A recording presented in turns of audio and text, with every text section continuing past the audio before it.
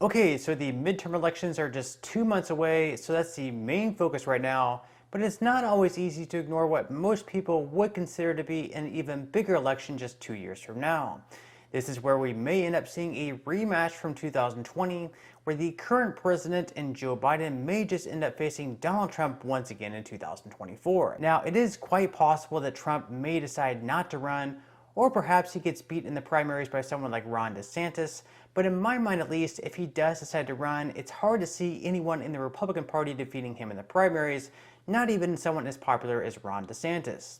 So hypothetically speaking, if Trump does decide to make another run at president, which does seem to become more clear by the day, and he does become the Republican nominee, Joe Biden has already said on a few different occasions that Trump running would make it so he would also seek re-election. Now, over the weekend, Republican Senator Lindsey Graham said that Donald Trump in 2024 could make one of the greatest political comebacks in American history, and that he has a pretty good chance of winning the presidential election. Now, obviously, Graham is a Republican, so it's not like he's going to say that Trump is going to lose. That would be kind of stupid. But interestingly enough, Graham had advised that Trump had no chance of winning in 2020, but that 2024 was within his reach. Graham said, if you lose again, the history about who you are and what you did dramatically changes. If you come back, it will be one of the greatest political comebacks in American history. And if you get 4 more years, you can do some pretty big stuff. Now, Graham's case for Trump is that the former president can come out and say, listen, you've all lived through the past 4 years of high inflation, higher crime, no security at the border, and although I may not be your cup of tea, when I was your president, our border was secure, and we had the lowest illegal crossings in 40 years. When I was your president, I stood up to China and they listened. When I was your president, we had the strongest military since Ronald Reagan.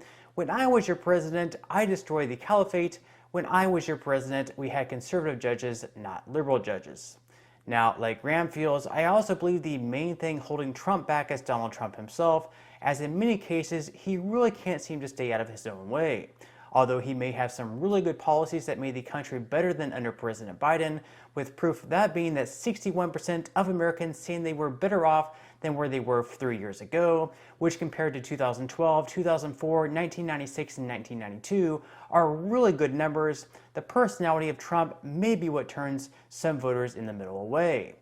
Regardless, Joe Biden's personality hasn't really been all that much better, as he smeared anyone who disagrees with him as a semi-fascist, so unless you agree with absolutely every single policy that Biden makes, that somehow makes you this terrible person. Along with that, on average, Joe Biden currently has an approval rating of just 42%, which is one of the worst in history at this point in time.